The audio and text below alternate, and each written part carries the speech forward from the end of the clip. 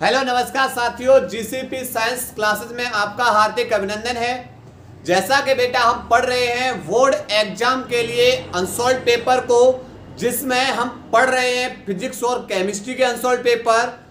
Physics के 5 set complete हो चुके हैं और केमिस्ट्री के 4 सेट कंप्लीट हो चुके हैं और उम्मीद है कि आप लोग लगातार मेहनत कर रहे होंगे। बस आप लोग इसी तरीके से मेहनत करते रहिए, क्योंकि आप लोगों का बेटा जितना हमारे पर सपोर्ट रहेगा हम उतने ही ज़्यादा से ज़्यादा अनसॉल्व पेपर और बहुत ही जल्द लाइव क्लास को भी आरंभ करेंगे, जिसके अंदर आप लोगों को पढ़ाया जाएगा इम्पोर्टेंट टॉपिक। एक तरफ से जो हमारे बोर्ड एग्जाम में आते हैं उन इम्पोर्टेंट टॉपिक को कराए जाएंगे, जो सवाल बोर्ड एग्जाम में आते हैं उन सवालों को कराएंगे। बस आप लोग क्या करना है, लगातार हमारे पर सपोर्ट बनाए रखेंगे। और जैसा कि बेटा आप लोगों के लिए, सभी बोर्ड विद्यार्थियों के लिए 2 लाइनें हैं कि लग चुकी है तलब मंजिल पाने की, खुद को आग में झोंक देंगे, ठोकरें कहती है मारा जाएगा, हौसले कहते हैं देख लेंगे। इसी के साथ चलते हैं बेटा, हम लेकर आए हुए हैं फिजिक्स के सेट नंबर 6 को, और जिसका कोड है 346 FX। और इसमें खंड आ में बेटा विकल्प दे रखे होते हैं, तो खंड आ को हल करते हैं। पहले क्या है खंड आ, देखो लेंस मेकर सूत्र, देखो लेंस मेकर सूत्र पहले का क। लेंस मेकर फॉर्मूला होता है 1/f बराबर 1/n-1 1/r1 माइनस के 1/r2। यह एक लेंस मेकर फॉर्मूला होता है बेटा, और बोर्ड एग्जाम में बेटा ये इंपॉर्टेंट टॉपिक है। में कौन सी फोकस दूरी प्रयुक्त की जाती है? अब फोकस दूरी निर्भर करती है हमारी वक्रता त्रिज्याओं पर, यानी जो फोकस दूरी होगी वह निर्भर करेगी हमारी किस पर, वक्रता त्रिज्याओं पर। कि हमारा जो तो यहां पर बेटा विकल्प है सदैव प्रथम पर, बिल्कुल नहीं, क्योंकि वक्रता त्रिज्या बेटा दोनों की है, प्रथम व द्वितीय दोनों की है बेटा। तो इसमें विकल्प नंबर 3 सही होगा, वह है प्रथम। प्रथम भी हो सकती है या द्वितीय, द्वितीय कोई भी हो सकती है इनमें से। क्लियर? यहां पर आपका विकल्प नंबर पहले का विकल्प नंबर 3 सही है। ऑप्शन बेटा इसको सही कर लेना। दूसरा ख, दूसरे ख है, खा में है एन टाइप अर्धचालक की प्रकृति कैसी होती है? तो बेटा उदासीन। क्यों? क्योंकि एन टाइप अर्धचालक में बहुत संख्यक आवेश वाहक होते हैं, वह इलेक्ट्रॉन होते हैं, जबकि उतने ही अल्पसंख्यक आवेश वाहक होते हैं, वो कौन उपस्थित होते हैं? क्वोटर उपस्थित होते हैं। इसलिए एन टाइप अर्धचालक बेटा कैसा हो जाता? उदासीन हो जाता है। क्लियर? तीसरा बेटा ग, यानी इसका भी विकल्प नंबर बेटा 3 सही है, इसको भी संशोधन कर लेना। तीसरा है नाभिकीय क्रिया 7n15 प्लस, इस पे न्यूट्रॉन की बमबारी की जा रही है, तो ये बन रहा है 6C14 और प्लस में P। अब P यहां पर क्या है? देखो यहां पर 7n15 प्लस 0n1, यानी न्यूट्रॉन की बमबारी कराएंगे, तो ये बन जाएगा देखो 15 और 1 16, तो 6C14 प्लस 15 और 1 16। 16 में से बेटा कितने भार हुए? 16 में से 14 भार हुए हैं, अर्थात 2 तो हमारा परमाणु द्रव्यमान बचा। 7 प्लस 0 यानी 7, और 7 में कितना परमाणु क्रमांक निकला है? 6, मतलब परमाणु क्रमांक कितना बचा? 1। अर्थात यहां पर जो बेटा P होगा वह P कौन होगा बेटा? 1H2। 1H2, और 1H2 हमारा कौन होता है? ड्यूट्रॉन। कौन होगा? ड्यूट्रॉन। और 1H1 होता है हमारा प्रोटियम। प्रोटियम। नंबर दूसरा बेटा 1H2 ड्यूट्रॉन, और नंबर 3 बेटा 1H3। 1H3 हो जाएगा ट्राइटियम। क्लियर? तो यहां पर विकल्प नंबर 2 सही है, इसका विकल्प नंबर 2 सही है। कौन है ये? ड्यूट्रॉन है। क्लियर? ये हाइड्रोजन का समस्थानिक है। उसके बाद क्वेश्चन नंबर घ दे रखा है, क ख ग, और उसके बाद घ दे रखा है बेटा कि 5 प्रतिरोधकों को श्रेणी क्रम तथा समांतर क्रम में जोड़ने पर तुल्य प्रतिरोध क्रम से R1 व R2 है। देखो 5 प्रतिरोध है, पहले श्रेणी क्रम में जोड़ेंगे, तो R1 बराबर बेटा दे रखा है R1, इसे बेटा R1 बराबर 5 प्रतिरोध हैं, श्रेणी क्रम में जोड़ेंगे R plus R plus R plus R।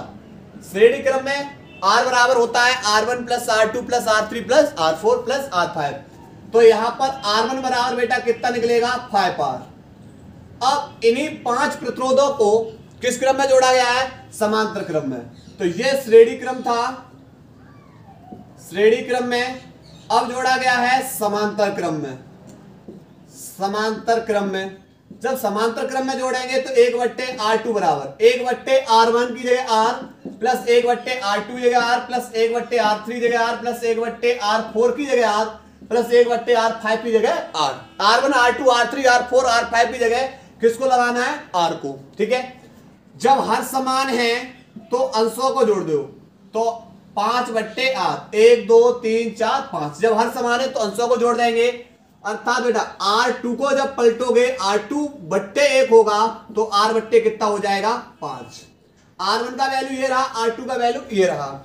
और बोल रखा है बेटा सवाल में कि R1 इक्वल टू NR2, तो N का संभाव्य मान पूछा है। तो R1 बेटा निकाला हमने 5R बराबर N R2 की जगह हमने निकाला है R/5। R से R कैंसिल, तो यहां पर 5 बराबर N/5। अब बट्टे कर लो, N का एक में गुणा कर देंगे, N बराबर 25। तो N बराबर बेटा कितना निकलेगा 25 निकलेगा, जिसका विकल्प नंबर बेटा कौन सा सही है, विकल्प नंबर तीसरा सही है। ठीक है, उसके बाद पूछा गया है वैद्युत फ्लक्स का मात्रक क्या है। तो वैद्युत फ्लक्स यानी क्वेश्चन नंबर ड, वैद्युत फ्लक्स को लिखते हैं φE से, और φE बराबर होगा E इंटू में A। E वैद्युत क्षेत्र की तीव्रता और A हमारा क्षेत्रफल। तो वैद्युत क्षेत्र की तीव्रता का मात्रक होता है न्यूटन प्रति कूलाम, इंटू में क्षेत्रफल का मात्रक होगा मीटर स्क्वायर। तो एक मात्रक तो निकलेगा न्यूटन मीटर स्क्वायर प्रति कूलाम, न्यूटन मीटर स्क्वायर प्रति कूलाम। अगर विकल्प में यह न दे रखा है तो दूसरा मात्रक होता है φE बराबर, वैद्युत क्षेत्र का दूसरा मात्रक होगा वोल्ट प्रति मीटर, यानी वोल्ट/मीटर, इंटू में क्षेत्रफल का मात्रक क्या हो जाएगा मीटर स्क्वायर। क्षेत्रफल का मात्रक क्या हो जाएगा मीटर स्क्वायर, स्क्वायर से मीटर कैंसिल, तो दूसरा मात्रक जो निकलेगा वो वोल्ट इंटू में मीटर, और वोल्ट इंटू में मीटर बेटा ये विकल्प नंबर दूसरे में दे रखा है, विकल्प नंबर दूसरा सही है, विकल्प नंबर दूसरा सही है। इसके साथ बेटा क्वेश्चन नंबर बेटा 4, क्वेश्चन नंबर 4 बोल रहा है कि एमीटर तथा मिलीमीटर का प्रतिरोध क्रम से X1 व X2 है। देखो एमीटर का जो प्रतिरोध होता है, एमीटर का जो प्रतिरोध होता है, एमीटर का प्रतिरोध वह कम होता है किससे, मिलीमीटर के प्रतिरोध से, मिलीमीटर के प्रतिरोध से। एमीटर का प्रतिरोध कम होगा मिलीमीटर के प्रतिरोध से, अर्थात एमीटर के प्रतिरोध को X1 और मिलीमीटर के प्रतिरोध को X2 से प्रदर्शित किया है, तो X2 ज्यादा होगा, मिलीमीटर का प्रतिरोध ज्यादा होगा किससे, एमीटर के प्रतिरोध से। विकल्प नंबर तीसरा सही है। अब यहां पर बेटा इसको भी सही संशोधन कर लेना अपने बेटा अनसॉल्व पेपर में, विकल्प इसको भी सही कर लेना। उसके बाद का को और खा, का खा और चा, ये 3 विकल्प को बेटा आप लोग सही कर लेना, नोट करेंगे। इसके बाद बेटा प्रश्न नंबर दूसरे का क, दूसरे का क्या कह रहा है, विद्युत शक्ति के SI तथा MKS मात्रक के बीच संबंध लिखिए। देखो SI मात्रक, विद्युत शक्ति का SI मात्रक क्या होता है, SI मात्रक तो P बराबर होता है W/T। विद्युत शक्ति का फॉर्मूला क्या होता है, P बराबर W/T।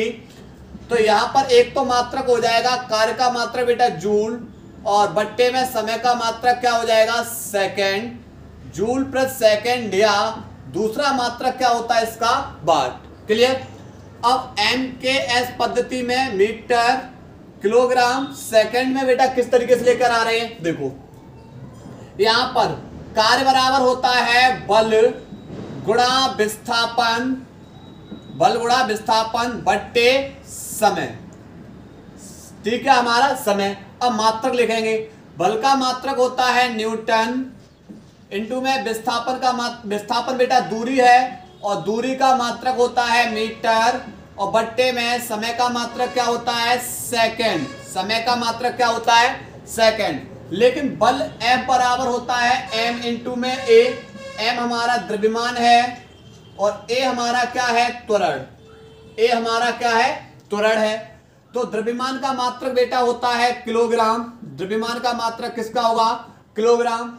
इंटू में त्वरण का मात्रक होता है मीटर प्रति सेकंड स्क्वायर। मीटर प्रति second square. Second square metre प्रति सेकंड स्क्वायर। और इंटू में कौन है हमारा यहाँ पर मीटर और बट्टे में कौन आ जाएगा सेकंड। बट्टे में कौन आ जाएगा सेकंड। समय का मात्रक क्या हो जाएगा सेकंड हो जाएगा। क्लियर। तो यहां पर बेटा बनेगा किलोग्राम। मीटर का गुणा मीटर में करेंगे तो मीटर स्क्वायर। क्लियर। बट्टे में कुछ नहीं एक कर लेंगे तो बाहर का बाहर गुणा और अंदर का अंदर गुणा हो जाएगा। तो अंदर बेटा कौन है सेकंड। प्रति का मतलब यहां पर प्रति सेकंड की पावर बेटा एक ये रही और दो ये रही, दो और एक तीन। तो सेकंड की पावर बेटा कितना हो जाएगा 3 हो जाएगा। सेकंड की पावर कितना हो जाएगा 3 हो जाएगा। नोट करेंगे क्वेश्चन नंबर दूसरे के खा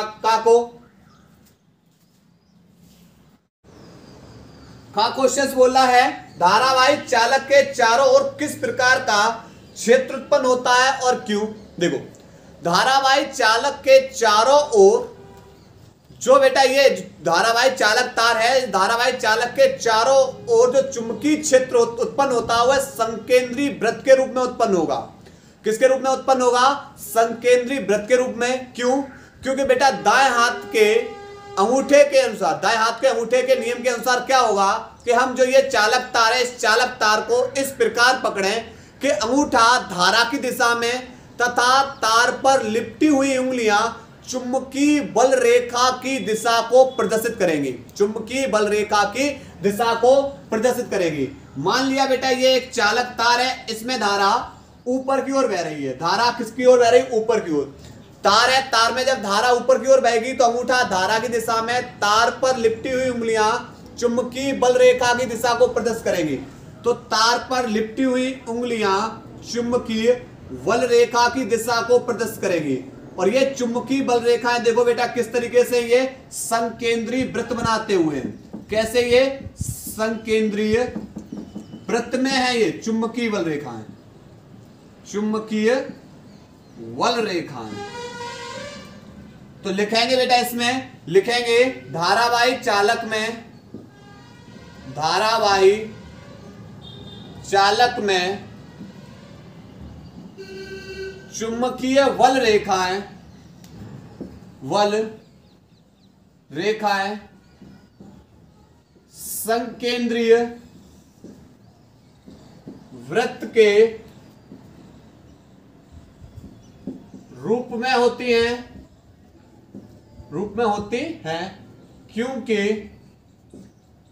क्योंकि मैक्सवेल के दाएं हाथ के अंगूठे के अनुसार, अंगूठे के नियम के अनुसार दाएं हाथ के अंगूठे के नियम के अनुसार क्या है कि चालक के किसी धारावाही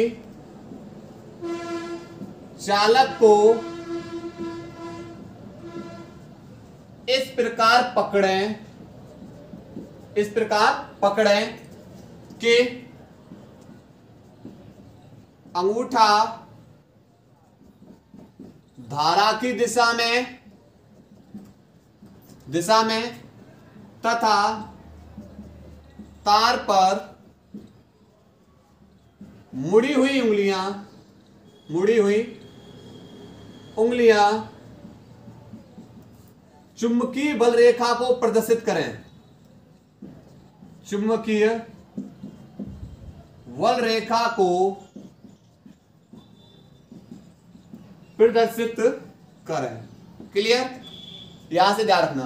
उसके बाद क्वेश्चन नंबर ग, क्या बोल रहा है ग क्वेश्चन, एप्सिलॉन नॉट 1/√, में एप्सिलॉन नॉट और म्यू नॉट किस भौतिक राशि को प्रदर्शित करेंगे। देखो सबसे पहले 1/4 पाई एप्सिलॉन नॉट का मान होता है 9 गुणा 10⁹ ये मात्रक होता है न्यूटन मीटर स्क्वायर प्रति कूलम स्क्वायर, और म्यू नॉट अपॉन 4 पाई इसका मान होता है 10⁻⁻⁷ और मात्रक होगा न्यूटन प्रति एम्पियर स्क्वायर। समीकरण 1, समीकरण नंबर 2। अब करना क्या है, समीकरण 1/2 1 में भाग कर दो 2 का, तो LHS और RHS में LHS में 1/4 पाई एप्सिलॉन नॉट भाग करेंगे म्यू नॉट अपॉन 4 पाई का बराबर, इसका वैल्यू है 9 गुणा 10⁹ बट्टे म्यू नॉट अपॉन 4 पाई का वैल्यू 10⁻⁷। 4 पाई से 4 पाई कैंसिल, बाहर का बाहर गुणा और अंदर का अंदर गुणा। तो देखो यहां से होगा क्या, होगा ये कि 1/1 का गुणा, यहां पर 1 बचा, 1 का गुणा 1 में करोगे 1 ही होगा, एप्सिलॉन नॉट का गुणा करेंगे म्यू नॉट में, एप्सिलॉन नॉट इंटू में म्यू नॉट बराबर 9 को लिख लो 9 को ऐसे अभी लिख लो 9 गुणा 10⁹ और ये प्लस के साथ माइनस के साथ ऊपर जाके प्लस के साथ। क्लियर, तो इसे हम लिख सकते हैं, इसको हम लिख सकते हैं 3 इंटू में 3 इंटू 10⁸ इंटू 10⁸, क्योंकि 9 और 7 16, 9 और 7 16, और चूंकि पता है 3 इंटू 10⁸ मीटर प्रति सेकेंड, यह होता है प्रकाश का वेग। क्या होता है, प्रकाश का वेग। क्या होता है ये, प्रकाश का वेग। तो एक सी ये बन गई और दूसरी सी बेटा ये बन गई, तो 1/एप्सिलॉन नॉट इंटू में म्यू नॉट बराबर सी इंटू में सी, क्या हो जाएगा, सी स्क्वायर हो जाएगा। क्या हो जाएगा, सी स्क्वायर हो जाएगा। तो यहां पर सी स्क्वायर बराबर 1/एप्सिलॉन नॉट इंटू में म्यू नॉट, स्क्वायर हटाओगे इस पे अंडरवुड आ जाएगा, तो सी बराबर 1/√, में एप्सिलॉन नॉट इंटू में म्यू नॉट। तो ये किसका मात्रक बनेगा, यह मात्रक बनेगा हमारे प्रकाश के वेग का। क्लियर, नोट करेंगे यहां तक।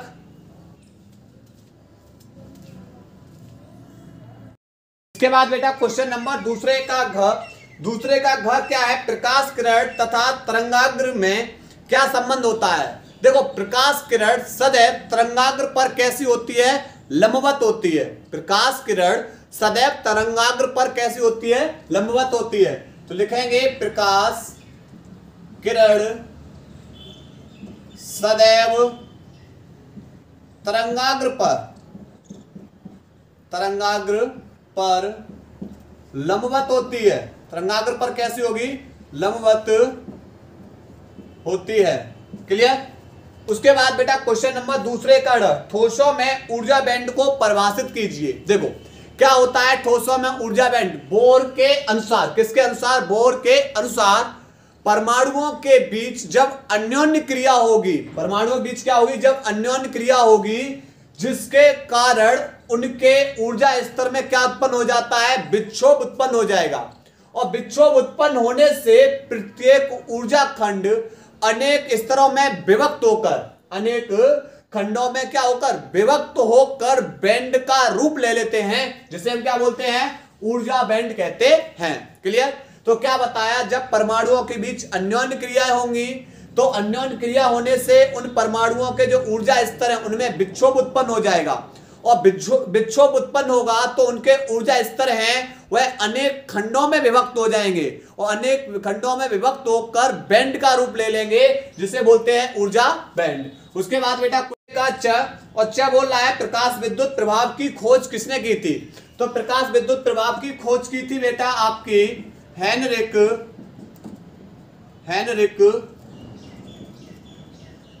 रुडोल्फ हर्ट्ज ने। क्लियर। नोट करेंगे बेटा क्वेश्चन यहां तक।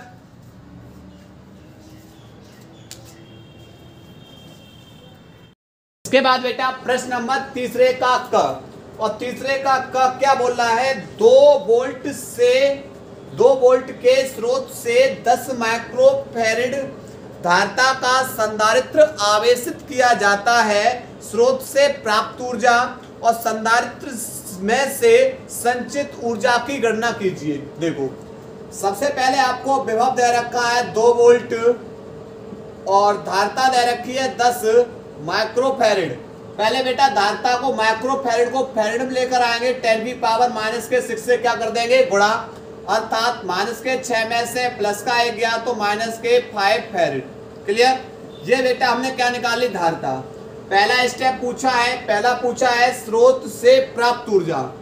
स्रोत से प्राप्त ऊर्जा, और स्रोत से प्राप्त ऊर्जा U बराबर 1/2 CV²। U बराबर 1/2 CV², 1/2 C का वैल्यू 10⁻⁻5 इंटू V का वर्ग। V बेटा 2 है, 2 का वर्ग यानी 2 बार, 2 से 2 कैंसिल, अर्थात 2 गुणा 10⁻⁻5 जूल। पहला स्टेप बेटा।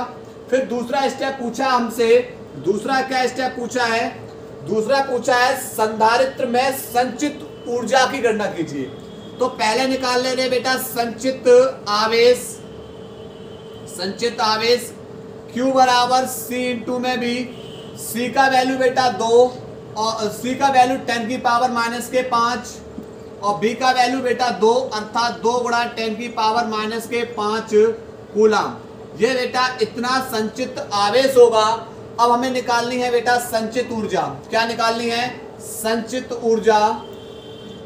संचित ऊर्जा, संचित ऊर्जा U बराबर 1/2 Q² upon C। 1/2 Q² upon C, और Q का वैल्यू है 2 गुणा 10⁻⁻5 स्क्वायर है, इसलिए 2 बार, 2 गुणा 10⁻⁻5/2 और इनटू में C का वैल्यू 10⁻⁻5। 10⁻⁻5 से कैंसिल, 2 से 2 कैंसिल, अर्थात 2 गुणा 10⁻⁻5 जूल। क्लियर। ये बेटा हमारा रहा आंसर। नोट करें क्वेश्चन नंबर तीसरे के का को। इसके बाद बेटा प्रश्न नंबर तीसरे का ख। तीसरे का ख क्या बोल रहा है? 1.5 वोल्ट विद्युत वाहक बल वाले सेल का आंतरिक प्रतिरोध 0.2 ओम है और 2.8 ओम के बाह्य प्रतिरोध से जोड़ने पर नंबर 1 सेल के खुले सिरों पर विभवांतर तथा सेल से प्राप्त धारा की गणना कीजिए। देखो सेल का विद्युत वाहक बल दे रखा है 1.5 वोल्ट, उसके बाद आंतरिक प्रतिरोध दे रखा है 0.2 ओम और उसके फिर बोल रहा है बेटा बाह्य प्रतिरोध दे रखा है 2.8 ओम। पहला पूछा बेटा विभवांतर पूछा और धारा। फॉर्मूला होता है बेटा I बराबर E/R प्लस R। तो यहां से सबसे पहले हम बेटा क्या निकाल ले रहे हैं? इस सेकेंड स्टेप को, यहां से धारा। तो देखो यहाँ पर E का वैल्यू 1.5/R, कैपिटल R बेटा 2.8 और प्लस में स्मॉल r 0.2, तो 1.5 2.8 में 0.2 जोड़ोगे बेटा हो जाएगा 3.0। दशमलव से दशमलव कैंसिल, 15 एकम 15, 15 दूनी 30, 2 का भाग 1 में देंगे तो I बराबर बेटा निकलेगा 0.5 एम्पियर। I बराबर कितना निकलेगा? 0.5 एम्पियर। और सेकंड स्टेप बेटा निकालना है, B बराबर होगा E माइनस के I इंटू में स्मॉल r। तो E का वैल्यू बेटा 1.5 माइनस I का वैल्यू निकाला है 0.5 इंटू स्मॉल r का वैल्यू 0.2। तो यहां से 1.5 माइनस 5 दूनी 10, 5 दूनी 10, के बाद 10 लगाना है, 2 अंक बाद 10 लगाना है, तो 0.10 बेटा। यहां से घटाएंगे तो कितना आएगा? 1.40 वोल्ट। क्लियर। कैसे घटाएंगे? 1.5 दशमलव के नीचे 10 लगाओ, 1 0, कुछ नहीं इसके ऊपर क्या बढ़ा लो 0 0 4 दशमलव, यहां पर कितना बचेगा? 1। तो ये बेटा इसका क्या निकलेगा? आंसर। क्लियर। उसके बाद बेटा क्वेश्चन नंबर क्या है? क्वेश्चन नंबर ग। क्वेश्चन नंबर बेटा कौन सा है? ग। तीसरे का ग। और तीसरे का ग क्या बोल रहा है? तीसरे का ग बोल रहा है तरंगदैर्घ्य लैम्डा का तरंग गुण तथा संवेग P कण का गुण प्रदर्शित करता है। देखो लैम्डा तरंगदैर्घ्य का गुण प्रदर्शित करता है, जबकि संवेग P कण का गुण प्रदर्शित करता है। तो पूछा है लैम्डा अपॉन एच, लैम्डा बराबर एच अपॉन पी, लैम्डा बराबर एच अपॉन पी। तो पहला पूछा है लैम्डा बराबर एच अपॉन पी, यह किसको प्रदर्शित करेगा? यह कण के तरंग गुण को प्रदर्शित करता है, तरंग गुण को प्रदर्शित करता है। और दूसरा पूछा है, दूसरा क्या पूछा है? दूसरा है बेटा P बराबर एच अपॉन लैम्डा, P बराबर एच अपॉन लैम्डा, यह तरंग के कण गुण को प्रदर्शित करता है, कण गुण को प्रदर्शित करता है। क्लियर? तो लैम्डा बराबर एच अपॉन पी कण के तरंग गुण को, और बेटा P बराबर एच अपॉन लैम्डा यह तरंग के कण गुण को प्रदर्शित करता है। क्वेश्चन नंबर बेटा नोट करेंगे 3 के घातक। इसके बाद बेटा क्वेश्चन नंबर 3 का घ, 3 का घ क्वेश्चन क्या बोल रहा है? क्वेश्चन बोल रहा है यदि नाभिक के लिए द्रव्यमान क्षति डेल्टा एम बराबर 2 गुणा 10⁻⁻6 किलोग्राम है, तो उसकी बंधन ऊर्जा नंबर 1 जूल में और दूसरा इलेक्ट्रॉन वोल्ट में ज्ञात कीजिए। देखो बंधन ऊर्जा E बराबर बेटा क्या हो जाएगा? डेल्टा एम इंटू में सी का स्क्वायर, डेल्टा एम 2 गुणा 10⁻⁻6 और सी का वैल्यू होता है प्रकाश का वेग 3 गुणा 10⁸ पर स्क्वायर है तो 2 बार लिखो इसको। कितने बार लिखो? 2, 3 का 9, 9 दूनी 18 इंटू 8 और 8 16, 16 में से बेटा कितने गए? 16 में से माइनस के 6 गए तो बचेंगे प्लस के 10। कितने बचेंगे? प्लस के 10। ये बेटा किस में निकलेगी? जूल में।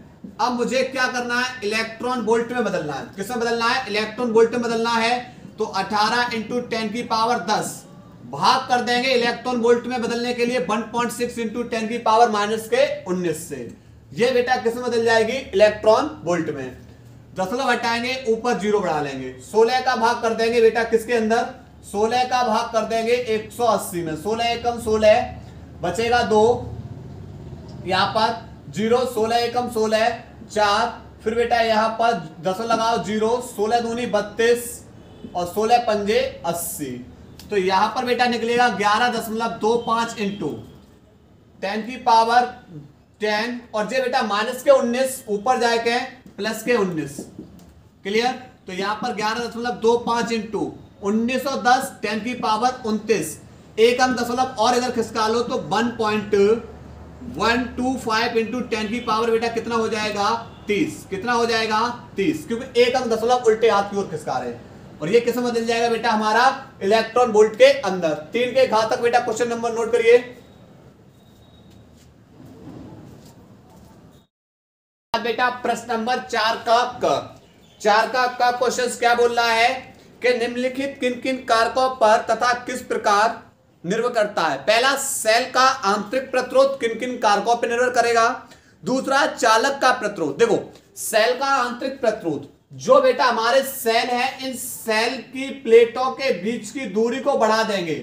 तो प्लेटों के बीच की दूरी बढ़ाने पर जो इसका आंतरिक प्रतिरोध है, वो आंतरिक प्रतिरोध भी क्या हो जाएगा? बढ़ जाएगा।